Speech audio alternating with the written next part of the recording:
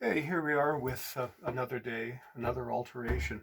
And I don't intend to document every darn one of these, but I'm going to try to confine myself to those circumstances where I find, aha, I think you need to see this. So here's a kilt in the Mitchell tartan, and it's slightly too long, and the chap has grown up a bit since, because I think this was a high school graduation present. His figure's coarsened a little bit, as we all do. So we need to let it out 3 inches. Right now, this is at about 33, 32, 33. Let's see, 33 on the dot, and his waist is now 36. His hips 44. The length I measured is 22. So this kilt is 23. So we're just going to start with what I see that's good.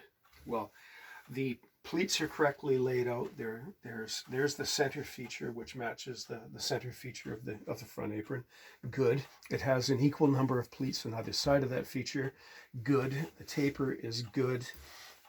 The inner apron strap is sewn on top of the apron rather than from inside peeking out, which is good. They've used a sewing machine, but so moving along, the alteration is such that I can't just move this, because this strap's quite a ways in. This might have been altered, because I'm not sure. This might have been off the rack. But we could do one alteration just by moving the strap to the end, but that still wouldn't give us enough space. We're going to have to, initially when I looked at this, I thought, great, we'll just let out the aprons. But then I saw a couple of other things, because 3 inches, I could, given the depth, I can feel there's a generous apron pleat on the outer apron, less so on the inner apron. So I thought, okay, great, we can just let out 1.5 inches on either side. We'll just change the shape of the A-line. But then when I went inside, and I've learned to start doing this while the customer's present, because first I opened this seam and I discovered that they've used Fusible Interfacing, which is a $10 word for hot melt glue. Not best practice, because you can see the mess that it leaves behind here. And looking further in, look at that, they've left a 1/2 inch seam allowance, right? So this isn't one piece of cloth. This, which I've shown before, they've marked this A-line, added 1/2 inch, and then cut it. So now that complicates my matters, because I can't just let out the apron on either side, because there's only a 1/2 inch of spare cloth here, not nearly enough. So sometimes you can, and there's all machine sewn, which is going to be a delight to take apart, but that's neither here nor there. Sometimes we can get a little space by increasing the width of the fringe, and we can do that up to about 1 inch or so before it starts to look silly, but that's still not enough, right? So my plan at this point, and this is why we have multiple plans, so when the first plan encounters reality and goes to the ground, we come up with a new plan. First off, dealing with the length, it's only 1 inch, right? It would only take it down to this feature of the tartan, and I'm inclined not to shorten this kilt by actually removing cloth, because the strap and buckle is a mere barely 2 inches down from the top. I think first thing I'm going to do is I'm going to move the strap and buckle down to 2.5 inches. I'm going to talk to the customer about eliminating this, because again, this is a vestigial survivor of an older fastening style, which really accomplishes nothing in my experience. So the first thing I'm going to do is drop the 2 buckles down to 2.5 inches from the top, and then see if that fits them. Because again, if I can do that, I'm going to save them a little money. I'm saving a little work, therefore I'm saving them some money.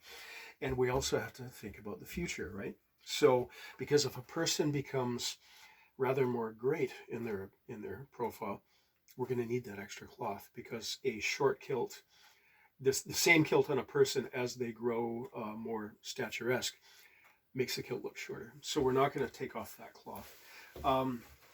But because they've used a machine stitch for the bar tack, which is failing there, by the way. Machine stitching isn't always what it cracked up. Well, rarely what it cracked up to be. That's pretty much eliminated this as an option. I can't move the buttonhole down because that mess in the middle is almost certainly going to be damaged cloth underneath that. So now what I'm thinking is I'm going to rob a pleat from either side. It's 23 pleats now. I may have to rob it so it's 21 pleats, because then the apron, sorry, the bar tack will be in the next seam, right? It'll be here rather than here, which is rude. That'll give us a little more cloth in the apron pleat, which then, of course, allows us to do our adjusting for size. We can add through now with that pleat robbed. We can then, touch wood, cross fingers. That'll give us the extra cloth to take up the alteration, add that 3 inches at the waist, using the apron rather than get into the heavy guns and pulling this part in and making the pleats wide, the individual pleats wider. So that's the plan at this point. There's another thing which isn't a good practice. You can see looking down at this buckle where it's related to the buttonhole, the buckle's far too forward. When we look, if that buckle is done up and it's under tension, and it will be because all of the tension should be here, 90% of the tension should be here, that means that the force, and I'm not sure the learned engineering term for it, but you can see there's the buttonhole, there's the buckle, which is now overlapping it under tension. That's going to cause a bulge right here, and I'm sure that it did, because the strap is coming through the buttonhole and then having to come back and then hook. So that's a bad idea. We're going to correct that. Looking inside, the apron, sorry, the lining, I'm not going to be able to recycle the lining or reuse the lining because it's machine sewn. And of course, we're making this kilt bigger, right? The extra cloth simply isn't there. A few critiques about the lining. The middle panel is generally well done. They've used a piece of cloth which they've accommodated the radius of the curve by folding it rather neatly, and quite talented actually, that we've got a couple of folds on either side of the center. The folds are facing away from each other. I rather like that, and I think that's possibly done to eliminate waste, although they've probably spent more in labor than they spent on the cloth, so I think that might have been a false economy for them. The join between the apron lining and the back panel is machine sewn on both sides, and I can feel a ridge under my fingers, and that's not acceptable. We're not going to do that. And then the seam between the outer apron lining panel and the back panel, we have a rather artfully constructed seam that comes up and then runs through the buttonhole, which is kind of a neat idea. I get it, but at the same time, that means that the edge of the back panel is ending here, and I really believe that it should be ending here, because frankly, yep, I'm right, they don't have any steeking.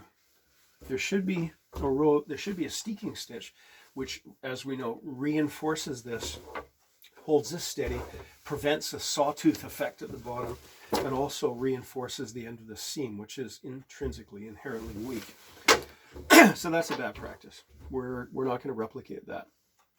The apron panel, the back panel, I should say, should come to about the middle of the apron pleat. Looking inside, this is where the wheels really come off this thing, because we've got fusible interfacing. Yes, it's been glued. You can hear it parting. It's left some damage to the cloth. That I really can't do anything about that. At least it's going to be out of sight. But this is also kind of cargo cult-ish, because again, as you know, as I keep repeating myself, the canvas is the foundation here. It is the strength upon it. It's the framework that supports everything else. And in this case, they've cut this. They've cut darts in it to get the radius, again, to save a bit of material. But that means that there's really no structural integrity at all. And the canvas, which should be a continuous belt from this buckle to this strap that connects to it, separate pieces. So that's quite frankly rubbish workmanship. So that's going to come out. Proper piece of canvas is going to come in.